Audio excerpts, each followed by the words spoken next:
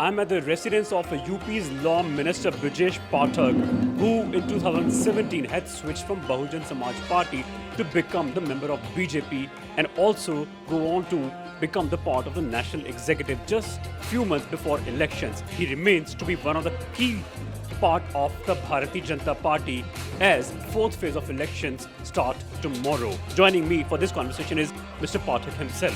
ब्रिजेश जी, आपसे बड़ा एक पिछले 5 साल एक वो रिश्ता रहा कि जब भी कोई कंट्रोवर्सी होती थी या कोई लॉ आता था, आप मेरे पॉइंट ऑफ कांटेक्ट होते थे। कुछ ही घंटे रह गए चुनाव के लिए, कितने कॉन्फिडेंट हैं? मैं पूरी तरह से आश्वस्त हूँ उत्तर प्रदेश की जनता से और अपने कैंट विधानसभा क्षेत्र की जनता से कि 100% मतदान भारतीय जनता पार्टी के पक्ष में होगा और प्रचंड बहुमत की जीत मिलेगी। अगर मैं आपका दौर मानूं बहुजन समाज पार्टी से एंट्री होने का बीजेपी का, आपको बीजेपी ने वो एक रिस्पेक्ट दी पिछले साल नेशनल भारतीय जनता पार्टी के नेतृत्व ने जो मुझे प्यार दिया है मैं कभी जीवन में नहीं भूलूंगा और भारतीय जनता पार्टी का मैं हमेशा ज़िंदगी भर शुक्रगुजार रहूँगा और मैं अपने कार्यकर्ताओं का भी आभार प्रकट करता हूँ कि मुझे सब कुछ मिला।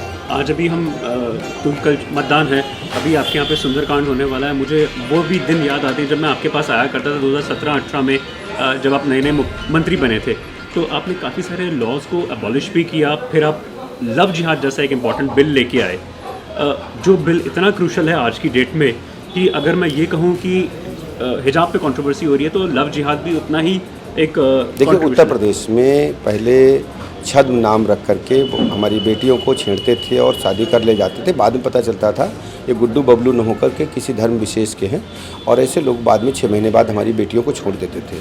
उन लोगों के लिए जो जबरन या प्रलोभन देकर के शादियाँ हो रही थी धर्म परिवर्तन करा के, उन पर हमने रोक लगाने के लिए कानून लाया। इसको चुनाव में देखिए, हम लाइन आर्डर पर और उत्तर प्रदेश में तेजी से प्रगति के नाम पर चुनाव लड़ रहे हैं, डेवलपमेंट के नाम पर चुनाव लड़ रहे हैं, सबका साथ सबका विकास सबका विश्वास के नाम पर चुनाव लड़ रहे हैं और गरीब और आम आदमी की क्रय शक्ति बढ़े, उनके जीवन स्तर में बदलाव आए, उनका जीवन स्तर ऊपर उठे, इस स्थिति को उत्पन्न करने के लिए हम चुनाव लड़ रहे हैं। और अगर मैं आपके सबसे करीबी बिल कहूँ जो आप यहाँ पे लॉ अपने पास करें, उनमें से सबसे अच्छे 5 कौन से रहेंगे? जो देखिए, सबसे बड़ा तो हमने निष्प्रयोज्य कानूनों को समाप्त किया है। ठीक है, रिपील बिल हमने लाए हैं और 1000 से लगभग हमने कानूनों को समाप्त किया। लाखों की संख्या में मुकदमे वापस लिए जो अदालत का बोझ बने हुए थे।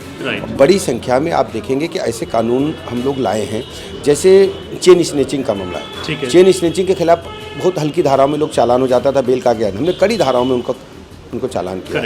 इसके अलावा ढेर सारे ऐसे कानून जो प्रदेश की जनता चाहती थी, समय समय पर हमने बदलाव किए हैं और लोगों को राहत देने का काम। अगर मैं आपका खुद का इस बारी का कैंपेन मानूं, मैं बड़े करीबी से आपको देख रहा था आपका कैंपेन, क्योंकि आपने कंस्टिट्यूंसी चेंज हुई है आपकी। कोई फर्क नहीं पड़ता, पूरा लखनऊ अपना है और सभी लोग मुझे आशीर्वाद दे रहे हैं। प्रचंड बहुमत की जीत मिलेगी। अच्छा, और ब्रिजेश जी, क्योंकि आप एक ब्राह्मण समाज से आते हैं, एक जो पीछे खतरा सा एक लाल बत्ती सी नजर आई थी कि ब्राह्मण नाराज है, कहीं नहीं, 100% ब्राह्मण समाज बीजेपी के साथ मेरी बात होती है, मैं लगातार संपर्क में हूँ उन्हीं के परिवार से। अच्छा, तो आपने, क्योंकि मैं इसलिए सवाल पूछ रहा हूँ कि जब लखीमपुर सर इस तरीके की घटना क्रम विपक्ष ने अफवाह बनाकर फैलाने का प्रयास किया था जिसमें वो सफल नहीं हुए।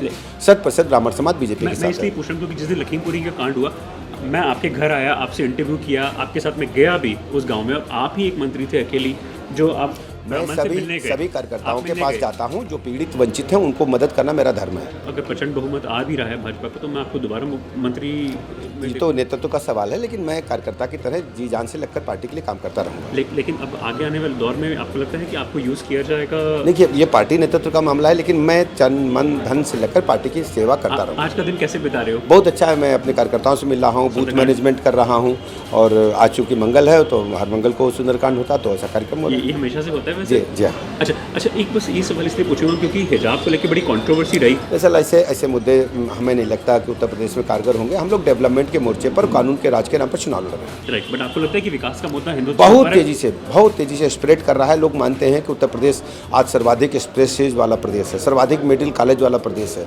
सर्वाधिक हमारे पास इस समय इंफ्रास्ट्रक्चर है, हमारे पास मेट्रो वाला स्टेट है, हमने सबके घरों में बिजली दिया है, सबको शौचालय दिया है, 45 लाख लोगों को मकान दिया है, हमने सबको घर घर पेयजल हम उपलब्ध करा रहे हैं। तो ये एक तरीके से डेवलपमेंट के नाम पे चुनाव। और विजय जी, जब भी मैं आपके दफ्तर आया करता था ऑफिस में, आपने मुझे कई बार ये बताया कि अपॉइंटमेंट्स भी जो होती थी लॉ ऑफिसर्स की या एडवोकेट्स की, जहाँ जहाँ पे हमने काफ़ी नियुक्ति करी। हाँ, तो उसका ऐसे सभी जो सरकारी मुकदमे थे उनकी पैरवी के लिए बड़ी संख्या में नियुक्ति सुप्रीम कोर्ट से लेकर के और डिस्ट्रिक्ट कोर्ट्स और हाई कोर्ट्स में हमने किया। ठीक है, तो उसका बेनिफिट आपको लगता है? हाँ, क्यों नहीं, सभी लोग मदद कर रहे हैं और अच्छा तरह से उन लोगों ने मुकदमों की पैरवी की है और जिसमें अपराधियों को सजा मिली है। राइट। और क्योंकि सपा के ऊपर एक इल्ज़ाम लगाया जा रहा है, अनुराग ठाकुर ने बड़ा ज़बरदस्त वैसे बयान दिया। वो देखिए समाजवादी पार्टी का डीएनए ही ऐसा है, वो आतंकवादियों के समर्थन में, भ्रष्टाचारियों के समर्थन में, गुंडों के समर्थन में, माफियाओं के समर्थन में हमेशा रहती है। और अपने जो सूची आई विधानसभा प्रत्याशियों की, में ऐसे लोगों की भरमार है।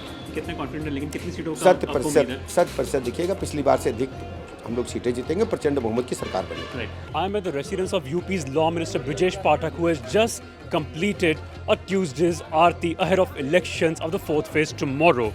He just spoke to me on the prospects of BJP in this election, as he remains confident even after changing his constituency that he is going to win, as well as BJP is going to cross the 250 plus tally.